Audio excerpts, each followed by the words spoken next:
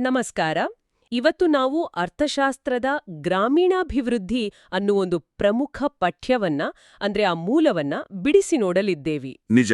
ಇದು ಕೇವಲ ಒಂದಷ್ಟು ಅಂಕಿಅಂಶಗಳನ್ನ ಅಂದ್ರೆ ನಂಬರ್ಸ್ ಮಾತ್ರ ಹೇಳೋದಿಲ್ಲ, ನಮ್ಮ ಆರ್ಥಿಕತೆಯ ನೈಜ ಚಿತ್ರಣವನ್ನೇ ಕೊಡುತ್ತೆ. ಕರೆಕ್ಟ್.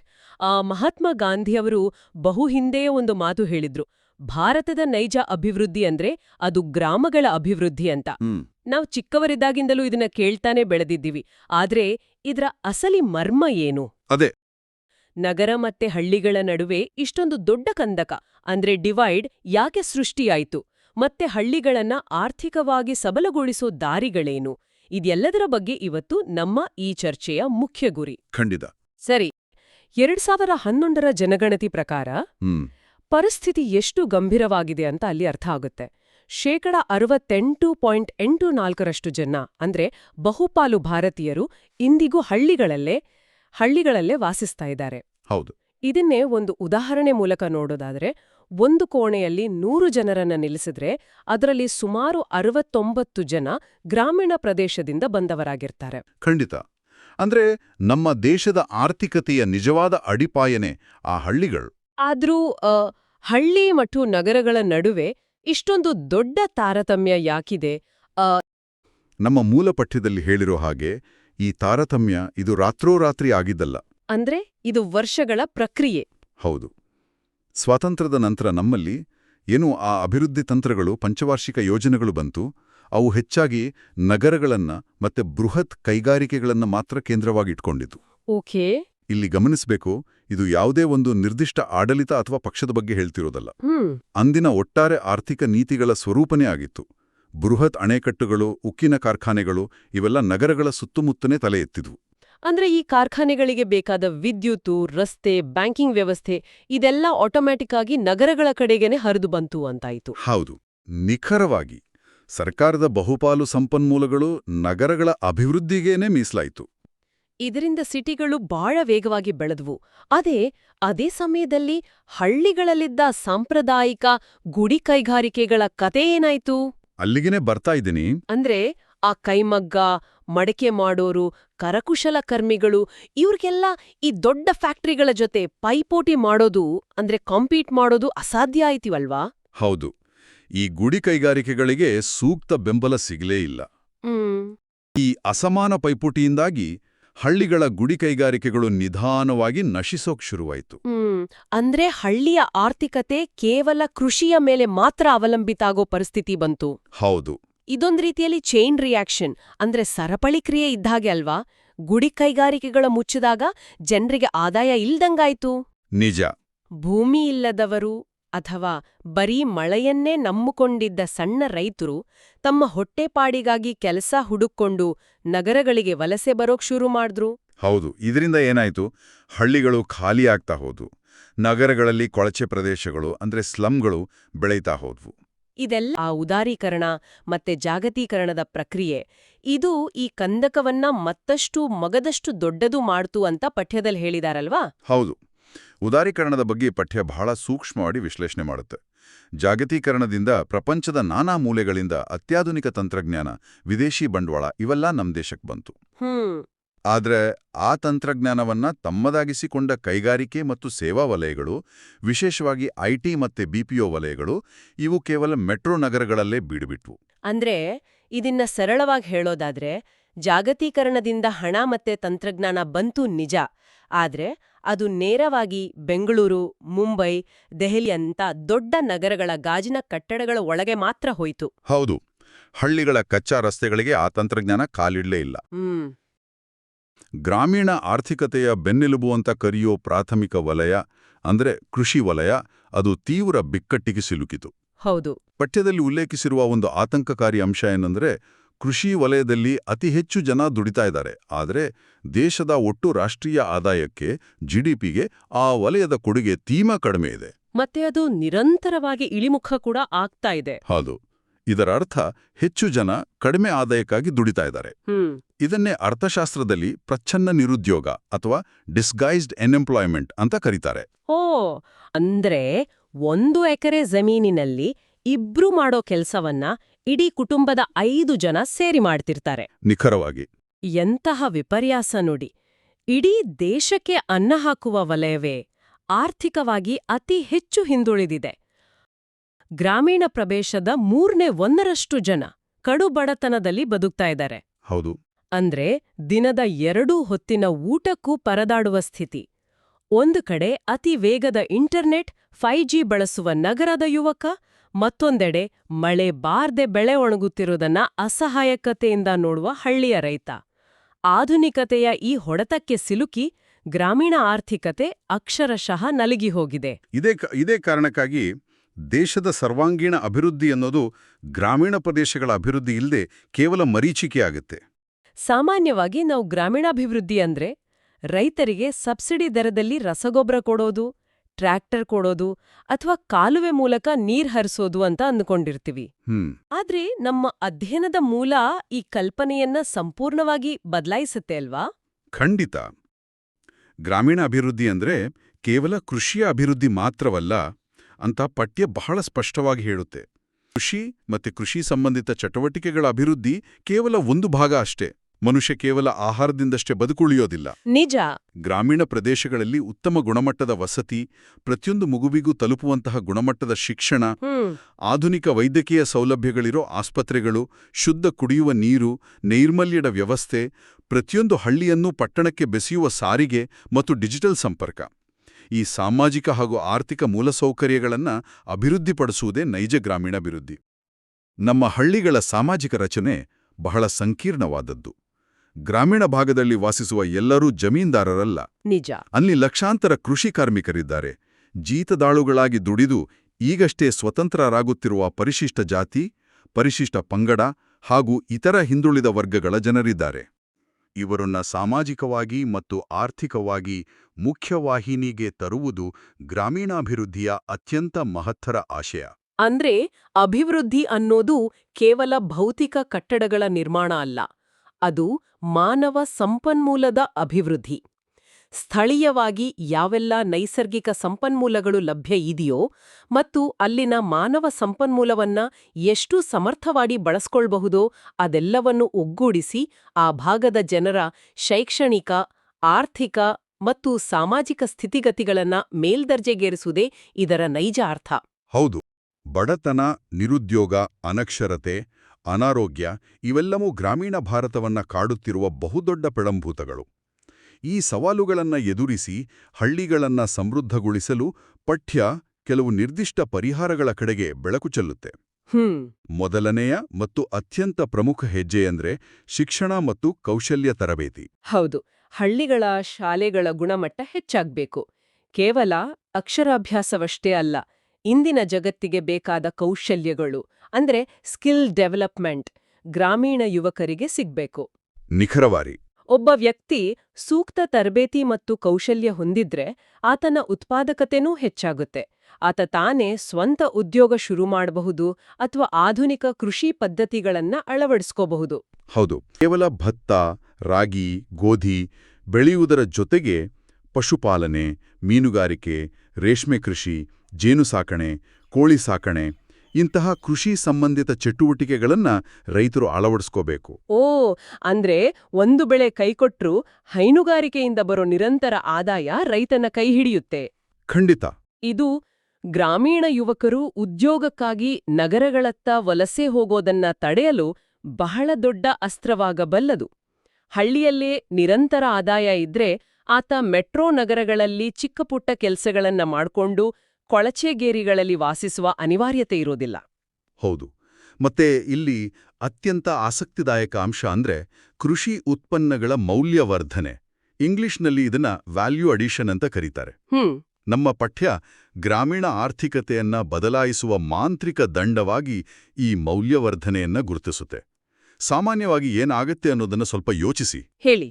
ಹಳ್ಳಿಗಳಲ್ಲಿ ಬೆಳೆದ ಕೃಷಿ ಉತ್ಪನ್ನಗಳನ್ನ ಕಚ್ಚಾ ವಸ್ತುಗಳ ರೂಪದಲ್ಲಿಯೇ ಅಂದ್ರೆ ನೇರವಾಗಿ ನಗರದ ಮಾರುಕಟ್ಟೆಗಳಿಗೆ ಅಥವಾ ಬೃಹತ್ ಕಾರ್ಖಾನೆಗಳಿಗೆ ಅತ್ಯಂತ ಕಡಿಮೆ ಬೆಲೆಗೆ ಮಾರಾಟ ಮಾಡಲಾಗುತ್ತೆ. ಹೌದು. ಇದನ್ನೇ ಒಂದು ಉದಾಹರಣೆ ಮೂಲಕ ನೋಡೋದಾದ್ರೆ, ರೈತ ಟೊಮೆಟೊ ಬೆಳಿತಾನೆ. ಮಾರುಕಟ್ಟೆಯಲ್ಲಿ ಟೊಮ್ಯಾಟೊ ಬೆಲೆ ಕುಸಿದಾಗ ಕೆಜಿಗೆ ಕೇವಲ 1 ಅಥವಾ 2 ರೂಪಾಯಿ ಸಿಗುತ್ತೆ. ಸಾಗಾಣಿಕೆ ವೆಚ್ಚವೂ ಹುಟ್ಟೋದಿಲ್ಲ ಅಂತ ಆತ ಟೊಮ್ಯಾಟೊಗಳನ್ನ ರಸ್ತೆಗೆ ಸುರಿತಾನೆ. ನಿಜ. ಆದ್ರೆ ಅದೇ ಟೊಮೆಟೊವನ್ನ ನಗರದಲ್ಲಿರೋ ಬೃಹತ್ ಕಾರ್ಖಾನೆಯೊಂದು ಖರೀದಿಸಿ ಅದನ್ನ ಕೆಚಪ್ ಅಥವಾ ಸಾಸ್ ಆಗಿ ಪರಿವರ್ತಿಸಿ ಆಕರ್ಷಕ ಬಾಟ್ಲಿಯಲ್ಲಿ ತುಂಬಿ ₹100ಗೆ ಮಾರುತ್ತೆ. ಹೌದು. ಇಲ್ಲಿ ರೈತನಿಗೆ ನಷ್ಟ, ಆದರೆ ನಗರದ ಕಾರ್ಖಾನೆ ಹಾಗೂ ಮಧ್ಯವರ್ತಿಗಳಿಗೆ ಭಾರೀ ಲಾಭ. ಅದಕ್ಕಾಗಿಯೇ ಪಠ್ಯದಲ್ಲಿ ಮೌಲ್ಯವರ್ಧನೆಯ ಬಗ್ಗೆ ಇಷ್ಟೊಂದು ಒತ್ತು ಕೊಟ್ಟಿರೋದು. ಟೊಮೆಟೊವನ್ನ ಹಾಗೆಯೇ ಮಾರೋ ಬದಲು ಹಳ್ಳಿಯಲ್ಲೇ ಅದನ್ನು ಸಂಸ್ಕರಿಸಿ ಕೆಚಪ್ ಆಗಿ ಪರಿವರ್ತಿಸುವ ಸಣ್ಣ ಘಟಕಗಳನ್ನು ಸ್ಥಾಪಿಸೋದು. ಹತ್ತಿಯನ್ನು ಬೆಳೆದು ಕೇವಲ ಕಚ್ಚಾ ಹತ್ತಿಯಾಗಿ ಕಳಿಸೋ ಬದಲು ಹಳ್ಳಿಯಲ್ಲೇ ನೂಲು ತೆಗೆದು ಬಟ್ಟೆ ನೇಯುವ ವ್ಯವಸ್ಥೆ ಮಾಡೋದು. ಹಾಲನ್ನ ಕೇವಲ ಹಾಲಾಗಿ ಮಾರದೆ ಬೆಣ್ಣೆ, ತುಪ್ಪ, ಪನ್ನೀರಾಗಿ ಪರಿವರ್ತಿಸೋದು. ಕರೆಕ್ಟ್. ಈ ರೀತಿ ಕಚ್ಚಾ ವಸ್ತುಗಳನ್ನ ಹಳ್ಳಿಗಳಲ್ಲಿಯೇ ಸಂಸ್ಕರಿಸಿ ಸಿದ್ಧ ವಸ್ತುಗಳನ್ನಾಗಿ ಅಂದ್ರೆ ಫಿನಿಶ್ಡ್ ಗುಡ್ಸ್ ಆಗಿ ಮಾರ್ಪಡಿಸೋದೇ ಮೌಲ್ಯವರ್ಧನೆ. ಈ ಪರಿಕಲ್ಪನೆ ನಿಜಕ್ಕೂ ಅದ್ಭುತವಾಗಿದೆ. ಈ ರೀತಿ ಮಾಡೋದ್ರಿಂದ ಕೇವಲ ರೈತನ ಉತ್ಪನ್ನಕ್ಕೆ ಹೆಚ್ಚಿನ ಬೆಲೆ ಸಿಗೋದು ಮಾತ್ರವಲ್ಲ, ಹಳ್ಳಿಗಳಲ್ಲಿ ಈ ಸಂಸ್ಕರಣಾ ಘಟಕಗಳು, ಪ್ಯಾಕೇಜಿಂಗ್ ಘಟಕಗಳು, ಸಣ್ಣ ಮತ್ತು ಗುಡಿ ಕೈಗಾರಿಕೆಗಳು ತಲೆ ಎತ್ತಿದಾಗ ಅದನ್ನ ನಿರ್ವಹಣೆ ಮಾಡಲು ಸ್ಥಳೀಯ ಯುವಕರ ಅಗತ್ಯ ಇರುತ್ತೆ. ಖಂಡಿತ. ಯಂತ್ರಗಳನ್ನ ರಿಪೇರಿ ಮಾಡೋರಿಂದ ಹಿಡಿದು ಲೆಕ್ಕ ಬರೆಯೋರುವರೆಗೆ ವಿಪುಲ ಉದ್ಯೋಗಾವಕಾಶಗಳು ಹಳ್ಳಿಯಲ್ಲೇ ಸೃಷ್ಟಿಯಾಗುತ್ತೆ. ಹೌದು. ಇದ್ರಿಂದ ಅಲ್ಲಿನ ಜನರ ಆದಾಯ ದ್ವಿಗುಣಗೊಳ್ಳುತ್ತೆ. ಒಟ್ಟಾರೆಯಾಗಿ ಗ್ರಾಮೀಣ ಅರ್ಥವ್ಯವಸ್ಥೆ ತಾನಾಗಿಯೇ ಬಲಗೊಳ್ಳುತ್ತೆ. ಮಹಿಳೆಯರಿಗೆ, ಬಡವರ್ಗದ ಜನರಿಗೆ ತಮ್ಮದೇ ಹಳ್ಳಿಯಲ್ಲಿ ಗೌರವಾನ್ವಿತ ಹಾಗೂ ನಿರಂತರ ಉದ್ಯೋಗ ಸಿಗುವಂಥ ವ್ಯವಸ್ಥೆ ನಿರ್ಮಾಣ ಆಗುತ್ತೆ. ಖಂಡಿತ. ಇದು ಕೇವಲ ಆರ್ಥಿಕ ಸಬಲೀಕರಣವಷ್ಟೇ ಅಲ್ಲ, ಇದು ವಲಸೆಯನ್ನ ತಡೆಯುವ ಅತ್ಯಂತ ಪ್ರಾಯೋಗಿಕ ಮಾರ್ಗ. ಆದರೆ ಅಧಿಕಾರದ ವಿಕೇಂದ್ರೀಕರಣ ಅಥವಾ ಡಿಸೆಂಟ್ರಲೈಸೇಷನ್ ಆಫ್ ಪವರ್, ಇಡೀ ದೇಶದ ಆಡಳಿತವನ್ನ ದೆಹಲಿಯ ಹವಾನಿಯಂತ್ರಿತ ಕೊಠಡಿಯಿಂದಲೋ ಅಥವಾ ರಾಜ್ಯದ ರಾಜಧಾನಿಯ ವಿಧಾನಸೌಧದಿಂದಲೂ ಕುಳಿತು ನಡೆಸಿದ್ರೆ ಒಂದು ಸಣ್ಣ ಹಳ್ಳಿಯ ನೈಜ ಸಮಸ್ಯೆಗಳು ಏನು ಎನ್ನುವುದು ಅರಿವಿಗೆ ಬರೋದು ಕಷ್ಟ. ನಿಜ. ದೆಹಲಿಯಲ್ಲಿ ಕುಳಿತ ಅಧಿಕಾರಿಗೆ ಕರ್ನಾಟಕದ ಯಾವುದೋ ಮೂಲೆಯ ಹಳ್ಳಿಗೆ ಕುಡಿಯುವ ನೀರಿನ ಪೈಪ್ಲೈನ್ ಬೇಕೋ ಅಥವಾ ಪ್ರಾಥಮಿಕ ಶಾಲೆಯ ಮೇಲ್ಛಾವಣಿ ರಿಪೇರಿ ಆಗ್ಬೇಕೋ ಅನ್ನೋದು ಹೇಗೆ ತಾನೇ ತಿಳಿಯುತ್ತೆ? ಹೌದು. ಮೇಲಿನಿಂದ ಕೆಳಗೆ ಬರುವ ಟಾಪ್ ಡೌನ್ ಯೋಜನೆಗಳು ಬಹುತೇಕ ಬಾರಿ ವಿಫಲವಾಗುವುದು ಇದೇ ಕಾರಣಕ್ಕೆ. ಖಂಡಿತ. ಹಾಗಾಗಿ ಪ್ರತಿಯೊಂದು ಹಳ್ಳಿಯ ಆಡಳಿತದ ಅಧಿಕಾರ ಮತ್ತು ಆ ಹಳ್ಳಿಯ ಅಭಿವೃದ್ಧಿಯ ಸಂಪೂರ್ಣ ಜವಾಬ್ದಾರಿಯನ್ನ ಆಯಾ ಹಳ್ಳಿಯ ಜನರಿಗೆಯೇ ವಹಿಸಿಕೊಡುವುದು ವಿಕೇಂದ್ರೀಕರಣದ ಮೂಲ ಉದ್ದೇಶ. ಹೌದು. ಅಂದ್ರೆ ಗ್ರಾಮ ಪಂಚಾಯಿತಿಗಳಂತಹ ಸ್ಥಳೀಯ ಆಡಳಿತ ವ್ಯವಸ್ಥೆಗಳನ್ನ ರಾಜಕೀಯವಾಗಿ, ಆರ್ಥಿಕವಾಗಿ ಹಾಗೂ ಆಡಳಿತಾತ್ಮಕವಾಗಿ ಬಲಪಡಿಸುವುದು. ಗ್ರಾಮಸಭೆಗಳಲ್ಲಿ ಆ ಹಳ್ಳಿಯ ಪ್ರತಿಯೊಬ್ಬ ಮತದಾರನು ಕುಳಿತು ತಮ್ಮೂರಿನ ಅಭಿವೃದ್ಧಿಯ ರೂಪುರೇಷೆಗಳನ್ನ ತಾವೇ ಸಿದ್ಧಪಡಿಸುವುದು. ತಮ್ಮ ಹಳ್ಳಿಯ ಭೌಗೋಳಿಕ ಪರಿಸ್ಥಿತಿಗೆ ತಕ್ಕಂತೆ ಯಾವ ಗುಡಿ ಕೈಗಾರಿಕೆಗೆ ಪ್ರೋತ್ಸಾಹ ನೀಡಬೇಕು, ಯಾವ ಕೆರೆ ಹೂಳೆತ್ತಬೇಕು ಎನ್ನುವ ನಿರ್ಧಾರವನ್ನ ಆ ಹಳ್ಳಿಯ ಜನರೇ ತೆಗೆದುಕೊಳ್ಳುವುದು. ಇದರಿಂದ ಸಂಪನ್ಮೂಲಗಳ ಸೋರಿಕೆಯೂ ತಪ್ಪುತ್ತೆ ಮತ್ತು ಅಭಿವೃದ್ಧಿ ಕಾಮಗಾರಿಗಳಲ್ಲಿ ಪಾರದರ್ಶಕತೆ ಬಡುತ್ತೆ. ಇದನ್ನೇ ಅಲ್ವಾ ಮಹಾತ್ಮ ಗಾಂಧಿಯವರು ಕನಸು ಕಂಡಿದ್ದು? ಗ್ರಾಮ ಸ್ವರಾಜ್ಯ ಎಂಬ ಪದವನ್ನ ಅವರು ಬಳಸಿದ್ದು ಇದೇ ಅರ್ಥದಲ್ಲಿ. ನಿಖರವಾಗಿ. ಪ್ರತಿಯೊಂದು ಹಳ್ಳಿಯೂ ತನ್ನ ಅಗತ್ಯಗಳನ್ನ ತಾನೇ ಪೂರೈಸಿಕೊಳ್ಳುವಷ್ಟು ಸ್ವಾವಲಂಬಿಯಾಗಿರಬೇಕು, ತನ್ನ ಆಡಳಿತವನ್ನ ತಾನೇ ನಡೆಸುವಷ್ಟು ಸ್ವಯಂಪೂರ್ಣವಾಗಿರಬೇಕು. ಹೊರಗಿನವರ ಅಂದ್ರೆ ಕೇಂದ್ರ ಅಥವಾ ರಾಜ್ಯ ಸರ್ಕಾರಗಳ ಅತಿಯಾದ ಹಸ್ತಕ್ಷೇಪ ಇಲ್ಲದೆ ಹಳ್ಳಿಯ ಜನರೇ ತಮ್ಮ ಭವಿಷ್ಯದ ರೂವಾರಿಗಳಾಗಿ ಕೆಲಸ ಮಾಡುವುದು ನೈಜ ಸ್ವರಾಜ್ಯದ ಸಂಕೇತ. ಹೌದು. ಗಾಂಧೀಜಿಯವರ ಆ ದೃಷ್ಟಿಕೋನ ಕೇವಲ ಒಂದು ಆದರ್ಶವಾಗಿರಲಿಲ್ಲ, ಅದೊಂದು ಅತ್ಯಂತ ಪ್ರಬಲವಾದ ಆರ್ಥಿಕ ಮತ್ತು ರಾಜಕೀಯ ಅಸ್ತ್ರವಾಗಿತ್ತು. ಗ್ರಾಮ ಸ್ವರಾಜ್ಯದ ಕಲ್ಪನೆ ಸಾಕಾರಗೊಂಡಾಗ ಮಾತ್ರ ಪ್ರಜಾಪ್ರಭುತ್ವ ಅದರ ನೈಜ ಅರ್ಥದಲ್ಲಿ ತಳಮಟ್ಟದ ಜನರನ್ನ ತಲುಪಲು ಸಾಧ್ಯ. ಈ ವಿಕೇಂದ್ರೀಕರಣದಿಂದ ಮಾತ್ರ ಹಳ್ಳಿಗಳು ತಮ್ಮ ಕಾಲ ಮೇಲೆ ತಾವು ನಿಲ್ಲುವಂತಹ ಶಕ್ತಿಯನ್ನು ಪಡೆದುಕೊಳ್ಳುತ್ತವೆ. ನಾವು ನಗರದ ಜನರಿಗೆ ಸಿಗುವ ಪ್ರತಿಯೊಂದು ಸೌಲಭ್ಯ, ಶಿಕ್ಷಣ ಮತ್ತು ಉದ್ಯೋಗ ಅವಕಾಶಗಳು ಗ್ರಾಮೀಣ ಜನರಿಗೂ ಅವರ ಹಳ್ಳಿಗಳಲ್ಲೇ ಸಿಗಬೇಕು. ದೇಶದ ಅಭಿವೃದ್ಧಿಯ ಫಲ ಕೇವಲ ಮೆಟ್ರೋ ನಗರಗಳ ಕೆಲವು ಜನರಿಗೆ ಸೀಮಿತವಾಗದೆ ಸಮಾಜದ ಕಟ್ಟಕಡೆಯ ವ್ಯಕ್ತಿಗೂ ಸಮಾನವಾಗಿ ಹಂಚಿಕೆಯಾಗಬೇಕು. ಇವೆಲ್ಲವೂ ಸಾಧ್ಯವಾಗುವುದು ಸಮಗ್ರ ಗ್ರಾಮೀಣ ಅಭಿವೃದ್ಧಿಯಿಂದ ಮಾತ್ರ. ಈ ವಿಷಯ ಎಷ್ಟು ಪ್ರಸ್ತುತ ಎಂದರೆ ನಮ್ಮ ರಾಷ್ಟ್ರದ ಆರ್ಥಿಕ ಸಮತೋಲನ, ಪ್ರಗತಿ ಮತ್ತು ಸುಭದ್ರ ಭವಿಷ್ಯವು ಈ ಹಳ್ಳಿಗಳ ಉಳಿವು ಮತ್ತು ಅಭಿವೃದ್ಧಿಯ ಮೇಲೆಯೇ ನಿಂತಿದೆ. ಖಂಡಿತ. ಹಳ್ಳಿಗಳ ಆರ್ಥಿಕತೆ ಕುಸಿದರೆ ಇಡೀ ದೇಶದ ಆರ್ಥಿಕತೆಯ ಅಡಿಪಾಯವೇ ಅಲುಗಾಡಿದಂತೆ. ಆಕಾಶದೆತ್ತರಕ್ಕೆ ಕಟ್ಟಡ ಕಟ್ಟಬೇಕಾದರೆ ಭೂಮಿಯೊಳಗಿನ ಅಡಿಪಾಯ ಭದ್ರವಾಗಿರಲೇಬೇಕು. ಹಾಗಾಗಿ ಸಮಾನತೆಯ ಆಧಾರದ ಮೇಲೆ ಗ್ರಾಮೀಣ ಅಭಿವೃದ್ಧಿ ಎನ್ನುವುದು ಕೇವಲ ಒಂದು ಆಯ್ಕೆಯಲ್ಲ, ಅದು ಅತ್ಯಂತ ತುರ್ತು ಮತ್ತು ಅನಿವಾರ್ಯವಾದ ಹೆಜ್ಜೆ.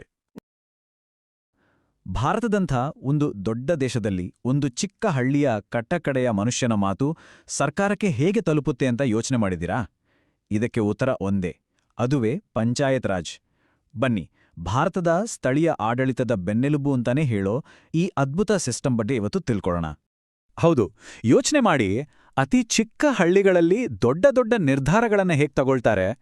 ಪ್ರತಿಯೊಂದಕ್ಕೂ ದೆಹಲಿಯಿಂದ ಅಥವಾ ರಾಜ್ಯದ ರಾಜಧಾನಿಯಿಂದ ಆರ್ಡರ್ ಬರೋವರೆಗೂ ಕಾಯ್ಬೇಕಾ? ಅಥವಾ ಅವರಿಗೆ ಅವರದೇ ಆದ ಪವರ್ ಏನಾದ್ರೂ ಇದೆಯಾ?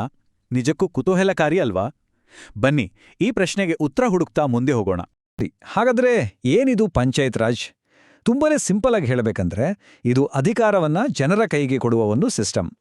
ಇದಕ್ಕೊಂದು ಟೆಕ್ನಿಕಲ್ ಪದ ಇದೆ, ವಿಕೇಂದ್ರೀಕರಣ ಅಂತ. ಇದರರ್ಥ ಇಷ್ಟೇ, ಆಡಳಿತ ಅನ್ನೋದು ಬರೀ ರಾಜಧಾನಿಗಳಲ್ಲಿ ಕೂತು ನಡೆಯೋದಲ್ಲ, ಬದಲಾಗಿ ಪ್ರತಿಯೊಂದು ಹಳ್ಳಿಗೂ ತಲುಪಬೇಕು ಅನ್ನೋದು. ಪಂಚಾಯತ್ ರಾಜ್ ಇತಿಹಾಸದಲ್ಲಿ 1993 ಅನ್ನೋದು ಒಂದು ಮೈಲಿಗಲ್ಲು. ಯಾಕೆ ಗೊತ್ತಾ? ಯಾಕಂದ್ರೆ ಆ ವರ್ಷ ಜಾರಿಗೆ ಬಂದ 73ನೇ ಸಂವಿಧಾನ ತಿದ್ದುಪಡಿ ಈ ಸ್ಥಳೀಯ ಸಂಸ್ಥೆಗಳಿಗೆ ಒಂದು ಸಾಂವಿಧಾನಿಕ ಮಾನ್ಯತೆಯನ್ನ ಕೊಡ್ತು. ಅಂದ್ರೆ ಇದಕ್ಕೊಂದು ಕಾನೂನಿನ ಬಲ ಬಂತು. ನಿಜ ಹೇಳಬೇಕು ಅಂದ್ರೆ ಇದು ಭಾರತದಾದ್ಯಂತ ಒಂದು ಯೂನಿಫಾರ್ಮ್ ಮತ್ತೆ ಸ್ಟ್ರಾಂಗ್ ಆದ ಸ್ಥಳೀಯ ಆಡಳಿತಕ್ಕೆ ಅಡಿಪಾಯ ಹಾಕಿದ ಒಂದು ಕ್ರಾಂತಿಕಾರಿ ಹೆಜ್ಜೆನೇ ಸರಿ. ಈ ವಿಕೇಂದ್ರೀಕರಣ ಅನ್ನೋದೇ ಪಂಚಾಯತ್ ರಾಜ್ ಸಿಸ್ಟಮ್ನ ಆತ್ಮ ಅಂದ್ರೆ ತಪ್ಪಾಗಲ್ಲ. ಇದರರ್ಥ ಇಷ್ಟೇ, ಅಧಿಕಾರ ಮತ್ತೆ ಜವಾಬ್ದಾರಿಗಳನ್ನ ಕೇಂದ್ರ ಮತ್ತೆ ರಾಜ್ಯ ಸರ್ಕಾರಗಳಿಂದ ನೇರವಾಗಿ ಹಳ್ಳಿಗಳಿಗೆ ಅಂದ್ರೆ ಸ್ಥಳೀಯ ಸಂಸ್ಥೆಗಳಿಗೆ ಟ್ರಾನ್ಸ್ಫರ್ ಮಾಡೋದು. ಇದರಿಂದ ಏನಾಗುತ್ತೆ ಅಂದ್ರೆ ಅಲ್ಲಿನ ಸಮಸ್ಯೆಗಳಿಗೆ ಅಲ್ಲೇ ಪರಿಹಾರ ಹುಡುಕೋಕೆ ಒಂದು ದಾರಿ ಸಿಕ್ಕಂತಾಗುತ್ತೆ. ಸರಿ, ಈ ಅಧಿಕಾರವನ್ನ ಹೇಗೆ ಹಂಚಿಕೆ ಮಾಡಲಾಗುತ್ತೆ? ಇದನ್ನ ಅರ್ಥ ಮಾಡ್ಕೊಳ್ಳೋಕೆ ಪಂಚಾಯತ್ ರಾಜ್ ಸಿಸ್ಟಮ್ನ ಸ್ಟ್ರಕ್ಚರ್ ಹೇಗಿದೆ ಅಂತ ನೋಡೋಣ. ಇದನ್ನ ಒಂದು ಪಿರಮಿಡ್ ತರ ಇಮ್ಯಾಜಿನ್ ಮಾಡ್ಕೊಳ್ಳಿ. ಕೆಳಗೆ ಅಗಲವಾಗಿರುತ್ತೆ, ಮೇಲೆ ಹೋಗ್ತಾ ಹೋಗ್ತಾ ಚಿಕ್ಕದಾಗುತ್ತೆ. ನೋಡಿ, ಈ ಪಿರಮಿಡ್ನ ತಳಪಾಯದಲ್ಲಿ ಗ್ರಾಮ ಮಟ್ಟದ ಆಡಳಿತ ಇರುತ್ತೆ. ಅದರ ಮೇಲೆ ಬರೋದು ತಾಲೂಕು ಮಟ್ಟ, ಆಮೇಲೆ ತುದಿಯಲ್ಲಿ ಜಿಲ್ಲಾ ಮಟ್ಟದ ಆಡಳಿತ. ಇದರಿಂದ ಏನಾಗುತ್ತೆ ಅಂದ್ರೆ ಆಡಳಿತ ಮೇಲೆ ಕೆಳಗೆ ಮತ್ತೆ ಕೆಳಗೆ ಮೇಲೆ ಹೀಗೆ ಎರಡೂ ಕಡೆ ಸರಾಗವಾಗಿ ಹರಿಯುತ್ತೆ. ಒಂಥರ ಚೆನ್ನಾಗಿರೋ ಒಂದು ತಳಪಾಯವೇ ಗ್ರಾಮ ಪಂಚಾಯತ್. ಮೂರು ಹಂತಗಳು ಯಾಕಂದ್ರೆ ಮೊದಲನೇದು ಜನರ ಜೊತೆ ನೇರವಾಗಿ ಜನರ ಜೊತೆ ಡೈರೆಕ್ಟ್ ಕಾಂಟ್ಯಾಕ್ಟ್ ಇಟ್ಕೊಳ್ಳೋ ಅದರ ಮೇಲಿನ ಗ್ರಾಮ ಪಂಚಾಯತ್. ತಾಲೂಕು ಪಂಚಾಯತಿ ಗ್ರಾಮ ಮತ್ತೆ ಜಿಲ್ಲೆ ನಡುವೆ ಒಂದು ಬ್ರಿಡ್ಜ್ ತರ ಕೆಲಸ ಮಾಡೋ ತಾಲೂಕು ಪಂಚಾಯತಿ ಇರುತ್ತೆ. ಮೂರನೇದು ಜಿಲ್ಲಾ ಮಟ್ಟದಲ್ಲಿ ದೊಡ್ಡ ದೊಡ್ಡ ಯೋಜನೆಗಳನ್ನ ಮಾಡೋ ಜಿಲ್ಲಾ ಪಂಚಾಯತ್. ಮೂರು ಹಂತಗಳಲ್ಲಿ ಸೇರ್ಕೊಂಡೆ ಗ್ರಾಮೀಣ ಅಭಿವೃದ್ಧಿಗಾಗಿ ಕೆಲಸ ಮಾಡೋದು. ಸರಿ, ಈ ಸಂಸ್ಥೆಗಳ ರಚನೆ ಹೇಗಿದೆ ಅಂತ ನೋಡಿದ್ವಿ. ಈಗ ಇವುಗಳ ಮುಖ್ಯ ಕೆಲಸ ಏನು, ಭಾರತದ ಹಳ್ಳಿಗಳನ್ನ ಡೆವಲಪ್ ಮಾಡೋದ್ರಲ್ಲಿ ಇವುಗಳ ಪಾತ್ರ ಏನು ಅನ್ನೋದನ್ನ ಸ್ವಲ್ಪ ಡೀಟೇಲ್ ಆಗಿ ನೋಡೋಣ ಬನ್ನಿ. ಯಾವುದೇ ಒಂದು ಹಳ್ಳಿಯ ಅಭಿವೃದ್ಧಿಗೆ ಬೇಸಿಕ್ ಇನ್ಫ್ರಾಸ್ಟ್ರಕ್ಚರ್ ತುಂಬಾನೇ ಮುಖ್ಯ ಅಲ್ವಾ? ಅಂದ್ರೆ ಒಳ್ಳೆ ರಸ್ತೆಗಳು, ಚರಂಡಿ ವ್ಯವಸ್ಥೆ, ಕುಡಿಯೋ ನೀರಿನ ಸಪ್ಲೈ, ಬೀದಿ ದೀಪಗಳು. ಅಷ್ಟೇ ಅಲ್ಲ, ಶೌಚಾಲಯ, ನೈರ್ಮಲ್ಯ, ಶಾಲೆ ಮತ್ತು ಆಸ್ಪತ್ರೆ ಕಟ್ಟಡಗಳು, ಊರಿನ ಸಂತೆಗೆ ಜಾಗ, ಕೆರೆಹೊಂಡುಗಳ ನಿರ್ವಹಣೆ. ಹೀಗೆ ಜನರ ದಿನನಿತ್ಯದ ಬದುಕನ್ನ ಚೆನ್ನಾಗಿಡೋ ಎಲ್ಲ ಜವಾಬ್ದಾರಿಗಳು ಈ ಪಂಚಾಯತ್ಗಳ ಮೇಲಿರುತ್ತೆ. ನೋಡಿ, ಅಭಿವೃದ್ಧಿ ಅಂದ್ರೆ ಬರೀ ಕಾಂಕ್ರೀಟ್ ರಸ್ತೆ ಹಾಕೋದು, ಬಿಲ್ಡಿಂಗ್ ಕಟ್ಟೋದಷ್ಟೇ ಅಲ್ಲ. ನಿಜವಾದ ಅಭಿವೃದ್ಧಿ ಅಡಗಿರೋದು ಜನರ ಜೀವನ ಮಟ್ಟ ಸುಧಾರಿಸೋದ್ರಲ್ಲಿ. ಅದಕ್ಕೆ ಪಂಚಾಯಿತಿಗಳು ಶಿಕ್ಷಣ, ಆರೋಗ್ಯ ಸೇವೆಗಳನ್ನ ಕೊಡೋದ್ರ ಜೊತೆಗೆ ಕೃಷಿ, ಪಶುಸಂಗೋಪನೆ, ಮೀನುಗಾರಿಕೆ, ಕೋಳಿ ಸಾಕಾಣಿಕೆ, ಸಾಮಾಜಿಕ ಅರಣ್ಯ, ಗುಡಿ ಕೈಗಾರಿಕೆಗಳು ಹೀಗೆ ಎಲ್ಲದಕ್ಕೂ ಪ್ರೋತ್ಸಾಹ ಕೊಟ್ಟು ಜನರನ್ನ ಆರ್ಥಿಕವಾಗಿ ಸದೃಢರನ್ನಾಗಿ ಮಾಡೋಕೆ ಪ್ರಯತ್ನ ಪಡುತ್ತೆ. ಸರ್ಕಾರಗಳು ಎಷ್ಟೋ ಒಳ್ಳೊಳ್ಳೆ ಯೋಜನೆಗಳನ್ನ ತರ್ದೆ, ಆದ್ರೆ ಅವು ನಿಜವಾಗ್ಲೂ ಜನರಿಗೆ ತಲುಪೋದು ಹೇಗೆ? ಇಲ್ಲಿದಾನ್ ಪಂಚಾಯತ್ಗಳ ಪಾತ್ರ ತುಂಬಾನೇ ಮುಖ್ಯ ಆಗೋದು. ಅವು ಈ ಸ್ಕೀಮ್ಗಳನ್ನ ಜನರ ಮನೆ ಬಾಗಿಲಿಗೆ ತಲುಪಿಸೋ ಏಜೆಂಟ್ಗಳ ತರ ಕೆಲಸ ಮಾಡ್ತವೆ. ಉದಾಹರಣೆಗೆ, ಹಳ್ಳಿಗಳಲ್ಲಿ ಉದ್ಯೋಗ ಸೃಷ್ಟಿ ಮಾಡುವ ನರೇಗಾ ಸ್ಕೀಮ್ ಇರ್ಬೋದು, ಅಥವಾ ಬಡವರಿಗೆ ಮನೆ ಕಟ್ಟಿಕೊಡೋ ಪ್ರಧಾನಮಂತ್ರಿ ಆವಾಸ್ ಯೋಜನೆ, ಹಳ್ಳಿಗಳಿಗೆ ಮೂಲ ಸೌಕರ್ಯ ಒದಗಿಸೋ ಸುವರ್ಣ ಗ್ರಾಮೋದಯ ಯೋಜನೆ. ಈ ಥರದ ದೊಡ್ಡ ದೊಡ್ಡ ಯೋಜನೆಗಳೆಲ್ಲ ಯಶಸ್ವಿಯಾಗಿ ನಡೆದಿರೋದು ಈ ಪಂಚಾಯತ್ಗಳ ಮೂಲಕವೇ. ಇವು ನಿಜಕ್ಕೂ ಲಕ್ಷಾಂತರ ಜನರ ಬದುಕನ್ನೇ ಬದಲಾಯಿಸಿವೆ. ಇಷ್ಟೇ ಅಲ್ಲ, ಮಹಿಳೆಯರ ಸಬಲೀಕರಣದಲ್ಲೂ ಪಂಚಾಯತ್ಗಳ ಪಾತ್ರ ತುಂಬನೇ ದೊಡ್ಡದು. ಮಹಿಳಾ ಸ್ವಸಹಾಯ ಸಂಘಗಳನ್ನ ರಚನೆ ಮಾಡಿ ಅವರಿಗೆ ಆರ್ಥಿಕವಾಗಿ ಸ್ವತಂತ್ರರಾಗೋಕೆ ಸಹಾಯ ಮಾಡಿ ಅವರನ್ನ ಊರಿನ ಅಭಿವೃದ್ಧಿಯಲ್ಲಿ ಸಕ್ರಿಯವಾಗಿ ಭಾಗವಹಿಸುವಂತೆ ಮಾಡೋದ್ರಲ್ಲಿ ಪಂಚಾಯತ್ಗಳು ದೊಡ್ಡ ಪಾತ್ರ ವಹಿಸ್ತವೆ. ಅಭಿವೃದ್ಧಿ ಅಂದ್ರೆ ಬರೀ ಹಣಕಾಸಿನ ಪ್ರಗತಿ ಮಾತ್ರ ಅಲ್ಲ, ನಮ್ಮ ಸಂಸ್ಕೃತಿಯನ್ನ ಉಳಿಸ್ಕೊಡೋದು ಕೂಡ ಹೌದು. ಪಂಚಾಯತ್ಗಳು ನಮ್ಮ ಊರುಗಳ ಜಾತ್ರೆ, ಹಬ್ಬ ಹರಿದಿನಗಳು, ಜಾನಪದ ಕಲೆಗಳನ್ನ ಪ್ರೋತ್ಸಾಹಿಸೋ ಮೂಲಕ ನಮ್ಮ ಗ್ರಾಮೀಣ ಪರಂಪರೆಯನ್ನ ಉಳಿಸಿ ಬೆಳೆಸೋ ದೊಡ್ಡ ಜವಾಬ್ದಾರಿಯನ್ನು ನಿಭಾಯಿಸ್ತವೆ. ಇಲ್ಲಿವರೆಗೂ ನಾವು ಪಂಚಾಯತ್ ರಾಜ್ ಸಿಸ್ಟಮ್ ಹೇಗಿದೆ, ಏನೆಲ್ಲ ಕೆಲಸ ಮಾಡುತ್ತೆ ಅಂತ ನೋಡಿದ್ವಿ. ಈಗ ಗ್ರಾಮೀಣ ಭಾರತದ ಭವಿಷ್ಯದ ಬಗ್ಗೆ ಯೋಚಿಸೋಣ. ಸಮುದಾಯಗಳನ್ನ ಇನ್ನಷ್ಟು ಸಬಲಗೊಳಿಸಕ್ಕೆ ಮುಂದಿನ ಹೆಜ್ಜೆಗಳು ಹೇಗಿರಬೇಕು? ನಮ್ಮ ಮಾಜಿ ರಾಷ್ಟ್ರಪತಿ ಡಾಕ್ಟರ್ ಎಪಿಜೆ ಅಬ್ದುಲ್ ಕಲಾಂ ಅವರು ಗ್ರಾಮೀಣ ಭಾರತದ ಬಗ್ಗೆ ಒಂದು ಅದ್ಭುತವಾದ ಕನಸನ್ನ ಕಂಡಿದ್ರು. ಆ ಕನಸೆ PURA, ಅಂದ್ರೆ providing urban amenities in rural areas. ಕನ್ನಡದಲ್ಲಿ ಹೇಳೋದಾದ್ರೆ ಗ್ರಾಮೀಣ ಪ್ರದೇಶಗಳಿಗೆ ನಗರ ಸೌಲಭ್ಯಗಳನ್ನು ಒದಗಿಸೋದು. ಇದರ ಮುಖ್ಯ ಉದ್ದೇಶ ಅಷ್ಟೇ, ಹಳ್ಳಿ ಮತ್ತೆ ನಗರಗಳ ನಡುವೆ ಇರೋ ಅಭಿವೃದ್ಧಿಯ ಅಂತರವನ್ನ ಕಡಿಮೆ ಮಾಡೋದು. ಈ ಪೂರಾ ಅನ್ನೋ ಕಾನ್ಸೆಪ್ಟ್ 4 ಮುಖ್ಯ ಕಂಬಗಳ ಮೇಲೆ ನಿಂತಿದೆ. ಮೊದಲನೇದು ಭೌತಿಕ ಸಂಪರ್ಕ, ಅಂದ್ರೆ ಒಳ್ಳೆ ರಸ್ತೆ ಮತ್ತು ಕರೆಂಟ್. ಎರಡನೇದು ಜ್ಞಾನ ಸಂಪರ್ಕ, ಅಂದ್ರೆ ಶಾಲೆ, ಕಾಲೇಜು, ಆಸ್ಪತ್ರೆಗಳು. ಮೂರನೇದು ಎಲೆಕ್ಟ್ರಾನಿಕ್ ಸಂಪರ್ಕ, ಅಂದ್ರೆ ಇಂಟರ್ನೆಟ್, ಮೊಬೈಲ್ ಸೇವೆಗಳು. ಇನ್ನು 4ನೇದು ಆರ್ಥಿಕ ಸಂಪರ್ಕ, ಅಂದ್ರೆ ಹಳ್ಳಿಯಲ್ಲಿ ಬೆಳೆದಿಂದಕ್ಕೆ ಒಳ್ಳೆ ಮಾರುಕಟ್ಟೆ ಸಿಗೋ ಹಾಗೆ ಮಾಡೋದು. ಈ 4 ಸೇರಿದಾಗ ಹಳ್ಳಿಗಳು ತಾವಾಡಿಯೇ ಸ್ವಾವಲಂಬಿಯಾಗಿ ಸಮೃದ್ಧವಾಗಿ ಬೆಳೆಯೋಕ್ಕೆ ಸಾಧ್ಯ ಆಗುತ್ತೆ. ಹಾಗಾದ್ರೆ ಪಂಚಾಯತ್ ರಾಜ್ನ ಅಲ್ಟಿಮೇಟ್ ಗೋಲ್ ಏನು?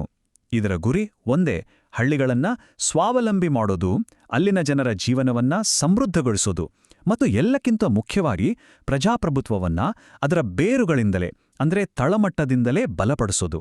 ಇದೇ ನೋಡಿ ಈ ಇಡೀ ಸಿಸ್ಟಮ್ನ ಸಾರಾಂಶ. ಇವತ್ತು ನಾವು ಭಾರತದ ಅಭಿವೃದ್ಧಿ ಬಗ್ಗೆ ಮಾತಾಡಬೇಕಾದ್ರೆ ಮಹಿಳೆಯರ ಪಾತ್ರವನ್ನ ಮರೆಯೋಕೆ ಸಾಧ್ಯನೇ ಇಲ್ಲ.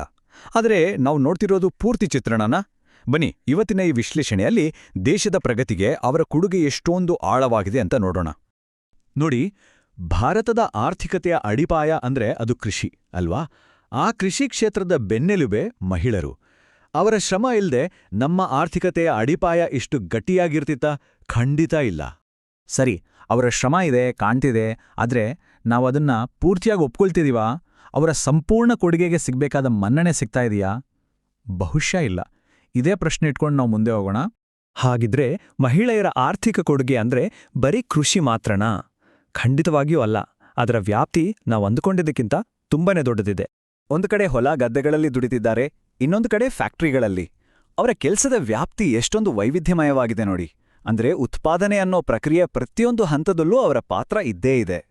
ಬರೀ ಕೃಷಿ ಅಷ್ಟೇ ಅಲ್ಲ, ಪಶುಪಾಲನೆ, ಮೀನುಗಾರಿಕೆ, ರೇಷ್ಮೆ, ತೋಟಗಾರಿಕೆ, ಹೂವಿನ ಕೃಷಿ, ಕೋಳಿ ಸಾಕಣೆ, ಹೀಗೆ ಹೇಳ್ತಾ ಹೋದ್ರೆ ಪಟ್ಟಿ ಬೆಳೆಯುತ್ತಲೇ ಹೋಗುತ್ತೆ. ಪ್ರತಿಯೊಂದು ಕ್ಷೇತ್ರದಲ್ಲೂ ಮಹಿಳೆಯರ ಪಾತ್ರ ಎಷ್ಟೊಂದು ಮುಖ್ಯ ಅನ್ನೋದು ಇದರಿಂದ ಸ್ಪಷ್ಟವಾಗುತ್ತೆ. ಇದು ಕೇವಲ ಕೃಷಿ ಅಥವಾ ಉತ್ಪಾದನಾ ಕ್ಷೇತ್ರದ ಕಥೆಯಲ್ಲ. ಇವತ್ತಿನ ವಿದ್ಯಾವಂತ ಮಹಿಳೆಯರು ಕಚೇರಿಗಳಲ್ಲಿ, ಬಿಸ್ನೆಸ್ಗಳಲ್ಲಿ, ಶಾಲೆ, ಆಸ್ಪತ್ರೆಗಳಲ್ಲಿ, ಹೀಗೆ ಸೇವಾ ವಲಯದಲ್ಲೂ ತಮ್ಮ ಛಾಪು ಮೂಡಿಸುತ್ತಿದ್ದಾರೆ. ಅಷ್ಟೇ ಯಾಕೆ, ಜನಸಂಖ್ಯಾ ನಿಯಂತ್ರಣದಂತಹ ವಿಚಾರಗಳಲ್ಲೂ ಅವರ ಕೊಡುಗೆ ದೊಡ್ಡದು. ಆರ್ಥಿಕ ಶಕ್ತಿಯಾಯಿತು, ಈಗ ಅಧಿಕಾರದ ಕಡೆ ನೋಡೋಣ. ರಾಜಕೀಯವಾಗಿ ಮಹಿಳೆಯರು ಹೇಗೆ ಮುಂಚೂಣಿಗೆ ಬರ್ತಿದ್ದಾರೆ, ಅಧಿಕಾರದ ಚುಕ್ಕಾಣಿ ಹಿಡಿಯೋದ್ರಲ್ಲಿ ಎಲ್ಲಿವರೆಗೂ ಬಂದಿದ್ದಾರೆ? ಅದನ್ನ ಅರ್ಥ ಮಾಡ್ಕೋಬೇಕು ಅಂದ್ರೆ ಮೊದಲು ಪಂಚಾಯತ್ ರಾಜ್ ವ್ಯವಸ್ಥೆ ಬಗ್ಗೆ ತಿಳ್ಕೋಬೇಕು. ಇದು ಬೇರೆ ಏನೂ ಅಲ್ಲ, ನಮ್ಮ ಹಳ್ಳಿಗಳಲ್ಲಿ, ತಳಮಟ್ಟದಲ್ಲಿ ಜನರೇ ತಮ್ಮ ಆಡಳಿತವನ್ನ ತಾವೇ ನಡೆಸೋಕಿರೋ ಒಂದು ವ್ಯವಸ್ಥೆ. ನಂಬೋಕೆ ಕಷ್ಟ ಆದ್ರೂ ಇದು ಸತ್ಯ. ಕರ್ನಾಟಕದಲ್ಲಿ ಪಂಚಾಯತ್ ರಾಜ್ ಸಂಸ್ಥೆಗಳಲ್ಲಿ ಚುನಾಯಿತರಾದ ಸದಸ್ಯರಲ್ಲಿ ಅರ್ಧಕ್ಕಿಂತ ಹೆಚ್ಚು, ಅಂದ್ರೆ 50%ಗಿಂತ ಹೆಚ್ಚು ಮಹಿಳೆಯರಿದ್ದಾರೆ. ಇದಕ್ಕಿಂತ ದೊಡ್ಡ ಉದಾಹರಣೆ ಬೇಕಾ? ತಳಮಟ್ಟದಲ್ಲಿ ಅಧಿಕಾರ ಹೇಗೆ ಹಂಚಿಕೆ ಆಗ್ತಿದೆ ಅನ್ನೋದಕ್ಕೆ. ರಾಜಕೀಯ ಅಧಿಕಾರ ಸರಿ, ಆದ್ರೆ ನಿಜವಾದ ಶಕ್ತಿ ಇರೋದು ಸಮುದಾಯದಲ್ಲಿ. ಮಹಿಳೆಯರು ಒಟ್ಟಾಗಿ ಸೇರಿ ಹೇಗೆ ಬದಲಾವಣೆ ತರ್ತಿದ್ದಾರೆ ಅದನ್ನ ನೋಡೋಣ ಬನ್ನಿ. ಇದಕ್ಕೆ ಬೆಸ್ಟ್ ಉದಾಹರಣೆ ಅಂದ್ರೆ ಸ್ವಸಹಾಯ ಸಂಘಗಳು. ಇವನ್ನ ಸ್ತ್ರೀ ಶಕ್ತಿ ಸಂಘ ಅಂತಾನೂ ಕರೀತಾರೆ. ಹೆಸರೇ ಹೇಳೋ ಹಾಗೆ ಮಹಿಳೆಯರು ತಮ್ಮ ಆರ್ಥಿಕ ಮತ್ತು ಸಾಮಾಜಿಕ ಸ್ಥಿತಿಯನ್ನ ತಾವೇ ಸುಧಾರಿಸ್ಕೊಳ್ಳೋಕೆ ಮಾಡ್ಕೊಂಡಿರೋ ಸಂಘಗಳು ಇವು. ಇವು ಕೆಲಸ ಮಾಡೋ ರೀತಿ ತುಂಬಾನೇ ಸಿಂಪಲ್, ಆದ್ರೆ ಪವರ್ಫುಲ್. ನೋಡಿ, ಮೊದಲು ಮಹಿಳೆಯರೆಲ್ಲ ಗುಂಪು ಕಟ್ಕೊಳ್ತಾರೆ, ಆಮೇಲೆ ತಮ್ಮ ಸಣ್ಣ ಸಣ್ಣ ಉಳಿತಾಯವೆಲ್ಲ ಒಟ್ಟು ಮಾಡ್ತಾರೆ. ಆ ಹಣದಿಂದ ಗುಂಪಿನಲ್ಲಿರೋರಿಗೆ ಸುಲಭವಾಗಿ ಸಾಲ ಸಿಗುತ್ತೆ. ಆ ಸಾಲ ತಗೊಂಡು ಏನಾದರೂ ಒಂದು ಆದಾಯ ಬರೋ ಕೆಲಸ ಶುರು ಮಾಡ್ತಾರೆ. ಹೀಗೆ ನಿಧಾನವಾಗಿ ಆರ್ಥಿಕ ಸ್ವಾತಂತ್ರ್ಯ ಸಾಧಿಸ್ತಾರೆ. ಸಿಂಪಲ್ ಅಲ್ವಾ? ಈ ಸಂಘಗಳ ಶಕ್ತಿ ಬರೀ ಹಣಕಾಸಿನ ವಿಷಯಕ್ಕೆ ಸೀಮಿತವಾಗಿಲ್ಲ. ಇವರು ಸಮಾಜದ ಪಿಡುಗುಗಳ ವಿರುದ್ಧನೂ ಹೋರಾಡ್ತಿದ್ದಾರೆ. ಮದ್ಯಪಾನ, ಜೂಜು, ಬಾಲ್ಯ ವಿವಾಹ, ವರದಕ್ಷಿಣೆ, ಜಾತಿ ಪದ್ಧತಿ, ಮೂಢನಂಬಿಕೆಗಳು ಅಷ್ಟೇ ಅಲ್ಲ, ಮಹಿಳೆಯರು ಮತ್ತು ಮಕ್ಕಳ ಮೇಲಿನ ಶೋಷಣೆ ವಿರುದ್ಧವೂ ಧ್ವನಿ ಎತ್ತುತ್ತಿದ್ದಾರೆ. ಇದೊಂದು ದೊಡ್ಡ ಸಾಮಾಜಿಕ ಬದಲಾವಣೆ. ಇಲ್ಲಿಯವರೆಗೂ ನೋಡಿದ್ದೆಲ್ಲ ನಾಣ್ಯದ ಒಂದು ಮುಖ. ಈಗ ನಾವು ಹೆಚ್ಚಾಗಿ ಮಾತಾಡದೇ ಇರೋ ಕಣ್ಣಿಗೆ ಕಾಣಿಸದ ಇನ್ನೊಂದು ಮುಖದ ಬಗ್ಗೆ ನೋಡೋಣ. ಅದುವೇ ವೇತನವಿಲ್ಲದ ಶ್ರಮ. ಹೌದು, ನಂಬೋಕೆ ಕಷ್ಟ ಅನ್ಸ್ಬೋದು. ಆದ್ರೆ ಮಹಿಳೆಯರು ಮಾಡೋ ಎಷ್ಟೊಂದು ಶ್ರಮವನ್ನ ನಾವು ಕೆಲ್ಸ ಅಂತಾನೆ ಲೆಕ್ಕಕ್ಕೆ ತಗೊಳ್ಳಲ್ಲ. ಇದು ನಿಜಕ್ಕೂ ಆಲೋಚಿಸಬೇಕಾದ ವಿಷಯ. ನೋಡಿ, ಒಬ್ರು ಫ್ಯಾಕ್ಟರಿಯಲ್ಲಿ ಕೆಲಸ ಮಾಡಿದ್ರೆ ಅದಕ್ಕೆ ಸಂಬಳ ಸಿಗತ್ತೆ. ಅದನ್ನ ದೇಶದ ಆದಾಯ ಅಂತ ಲೆಕ್ಕ ಹಾಕ್ತಾರೆ. ಆದರೆ ಅದೇ ಮಹಿಳೆ ಮನೆಯಲ್ಲಿ ದಿನವಿಡೀ ದುಡಿದ್ರೆ, ಅಡುಗೆ ಆರೈಕೆ ಮಾಡಿದ್ರೆ ಅದನ್ನ ಕೆಲಸ ಅಂತನೂ ಪರಿಗಣಿಸಲ್ಲ, ದೇಶದ ಆದಾಯದಲ್ಲೂ ಸೇರ್ಸಲ್ಲ. ಇದೆಂಥ ವ್ಯತ್ಯಾಸ ನೋಡಿ. ಒಂದು ವೇಳೆ ನಾವು ಮನೆಗೆಲಸವನ್ನು ಲೆಕ್ಕಕ್ಕೆ ತಗೊಂಡ್ರೆ ಮಹಿಳೆಯರು ಪುರುಷರಿಗಿಂತ ಹೆಚ್ಚು ಗಂಟೆಗಳ ಕಾಲ ಕೆಲಸ ಮಾಡ್ತಾರಂತ ಗೊತ್ತಾಗುತ್ತೆ. ಆದರೆ ಆ ಹೆಚ್ಚಿನ ಶ್ರಮಕ್ಕೆ ಬೆಲೆ ಎಲ್ಲಿದೆ? ಅದಕ್ಕೆ ಯಾವುದೇ ಆರ್ಥಿಕ ಮನ್ನಣೆ ಇಲ್ಲ. ಇದು ಅತಿ ದೊಡ್ಡ ವಾಸ್ತವ. ಹಾಗಿದ್ರೆ ಇದೆಲ್ಲವನ್ನೂ ನೋಡಿದ ಮೇಲೆ ಮುಂದೇನೋ? ನಮ್ಮ ಮುಂದಿರೋ ದಾರಿ ಯಾವುದು? ನಮ್ಮ ಪ್ರಗತಿಯನ್ನ ಒಂದು ರಥಕ್ಕೆ ಹೋಲಿಸಬಹುದು. ಆ ರಥಕ್ಕಿರೋದು 2 ಚಕ್ರಗಳು, ಒಂದು ಗಂಡು ಇನ್ನೊಂದು ಹೆಣ್ಣು. 2 ಚಕ್ರ ಸರಿಸಮನಾಗಿ ಉರುಳಿದ್ರೆ ಮಾತ್ರ ರಥ ಮುಂದೆ ಹೋಗಕ್ಕೆ ಸಾಧ್ಯ. ಒಂದು ಚಕ್ರಕ್ಕೆ ಹೆಚ್ಚು ಭಾರ ಹಾಕಿ ಇನ್ನೊಂದನ್ನ ಕಡೆಗಣಿಸಿದ್ರೆ ಏನಾಗುತ್ತೆ? ರಥ ಅಲ್ಲೇ ನಿಂತುಬಿಡುತ್ತಲ್ವಾ? ಹಾಗಾದ್ರೆ ಕೊನೆಯ ಪ್ರಶ್ನೆ, ಆ ರಥದ 2 ಚಕ್ರಗಳು ಒಟ್ಟಿಗೆ ಒಂದೇ ವೇಗದಲ್ಲಿ ಸಾಗಬೇಕು ಅಂದ್ರೆ ನಾವು ಏನ್ ಮಾಡ್ಬೇಕು?